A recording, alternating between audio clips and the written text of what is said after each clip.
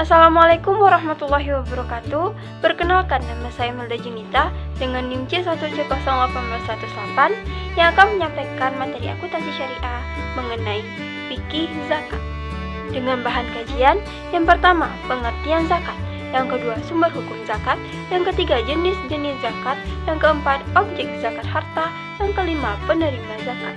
Pertama, pengertian zakat. Zakat adalah sejumlah harta yang wajib dikeluarkan oleh umat muslim untuk diberikan kepada golongan yang berhak menerima, seperti fakir miskin dan semacamnya, sesuai dengan yang ditetapkan oleh syariat. Selanjutnya, sumber hukum zakat. Yang pertama, Al-Quran.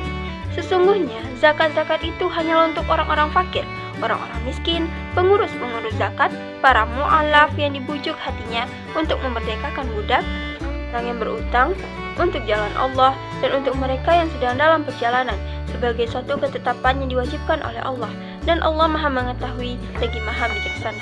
Surah At-Taubah ayat 60. Yang kedua, Al-Hadis.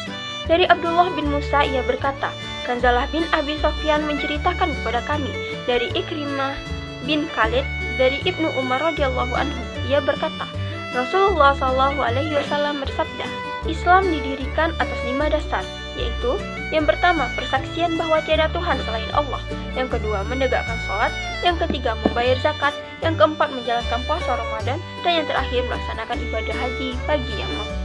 Yang ketiga, ijma. Sepeninggal Nabi SAW dan tumpuk pemerintah dipegang Abu Bakar, timbul kemelut seputar keengganan membayar zakat, sehingga terjadi peristiwa Perang Ridha. Kebulatan tekad Abu Bakar sebagai khalifah terhadap penetapan kewajiban zakat didukung penuh oleh para sahabat yang kemudian menjadi ijma. Selanjutnya, jenis-jenis zakat. Yang pertama, zakat fitrah. Zakat fitrah adalah zakat yang wajib dikeluarkan umat muslim menjelang hari raya Idul Fitri atau pada bulan Ramadan. Zakat fitrah dapat dibayar dengan setara 3,5 liter atau 2,5 kg makanan pokok dari daerah yang bersangkutan. Zakat mal. Zakat mal atau harta adalah zakat penghasilan seperti hasil pertanian, hasil pertambangan, hasil laut, hasil perniagaan, hasil ternak, harta temuan, emas dan perak. Masing-masing jenis penghasilan memiliki perhitungannya sendiri. Selanjutnya, objek zakat. Objek zakat adalah semua yang disebut harta, yang diantaranya adalah yang pertama, hasil pertanian, hasil pertambangan, hasil laut, hasil perniagaan, hasil ternak, hasil temuan, emas dan perak. Selanjutnya, penerima zakat, yaitu fakir, miskin, amil, mu'alaf, hamba saya, garimin, fisabilillah, dan ibnu sabil. Orang yang tidak berhak menerima zakat. Ada 7 golongan yang tidak berhak menerima zakat, yaitu yang pertama, Bani Hashim, yaitu Nabi SAW dan kerabatnya. Yang kedua, orang kaya, dan yang ketiga, orang yang berfisik kuat dan berpenghasilan cukup. Selanjutnya, orang yang dinafkahinya. Yang kelima, orang yang tercukupi nafkahnya oleh orang yang menanggungnya. Yang keenam, budak, dan yang terakhir, orang kafir. Selanjutnya, hikmah zakat. Yang pertama, menyempurnakan iman. Yang kedua, membersihkan harta. Yang ketiga, menghapus dosa. Yang keempat, mempererat persaudaraan. Yang kelima, melatih kerendahan diri.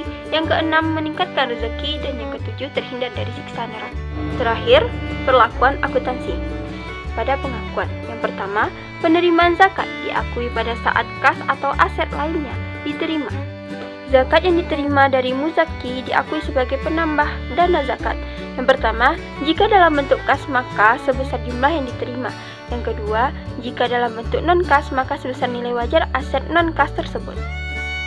Jika terjadi penurunan nilai aset zakat non-kas, jumlah kerugian yang ditanggung harus diperlakukan sebagai pengurang dana zakat atau pengurang dana amil tergantung dari sebab terjadinya kerugian tersebut. Penurunan nilai aset zakat diakui sebagai yang pertama, pengurang dana zakat jika terjadi tidak disebabkan oleh kelalaian amil.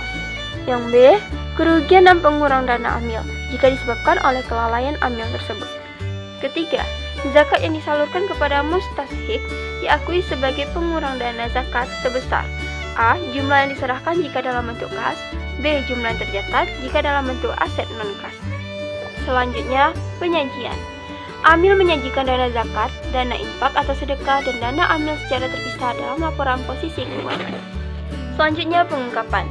Amil harus mengungkapkan hal berikut terkait dengan transaksi zakat, tetapi tidak terbatas pada yang pertama, kebijakan penyaluran zakat.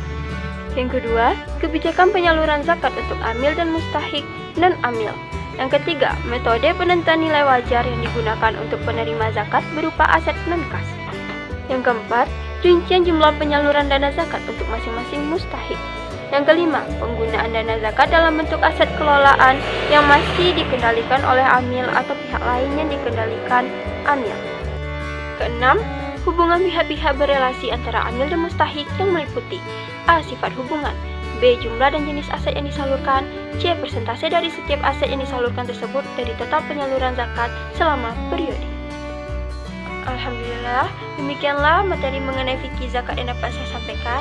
Saya akhiri dengan Assalamualaikum warahmatullahi wabarakatuh.